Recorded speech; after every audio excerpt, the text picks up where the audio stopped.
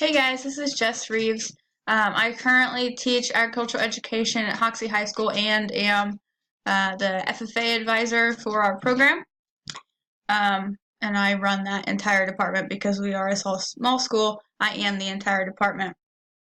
Um, I would say, as far as education wise, who's had the most influence on me would be my own ag teacher because he pushed me way outside of my comfort zone and kind of helped me realize what I could accomplish if I made myself be uncomfortable, as well as my grandparents, especially my grandmother.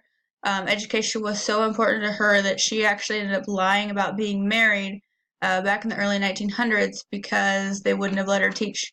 So I just always thought that was kind of a cool thing that she did because she loved education and teaching kids so much.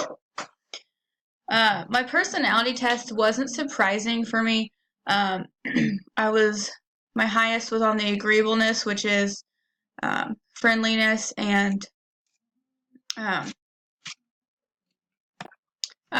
for agreeableness, which is friendliness and optimism, and conscientiousness was also right up there, which is linked to carefulness and diligence, which are something that I've always had in my personality traits.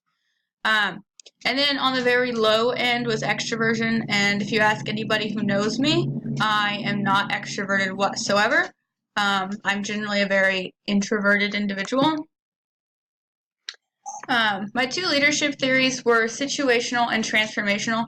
Transformational, through being an FFA advisor, I like to inspire my members and have expectations for them and hope that they, meet those expectations.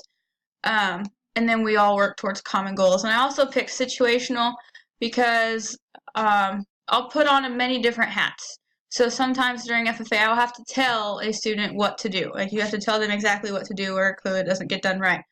We all know this from working with students. And then there's other times where we'll be working on a big community service project, and if a student or a community member wants to help or even head up that project, I am more than willing as a leader to kind of take a step back and let them do that. And I think those two, transformational and situational, go along with my personality type pretty well. So I can't say my results surprised me.